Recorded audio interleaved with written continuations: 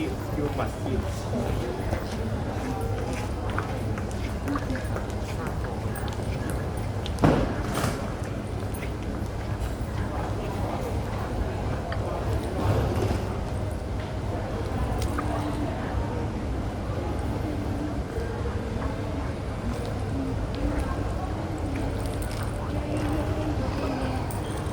So habang inaantay ko yung kasama ko, eto, naglagalag muna ako dito. Nag-video-video muna tayo ng pang reels natin.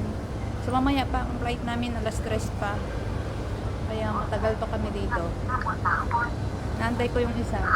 Naplatan daw yung train niya.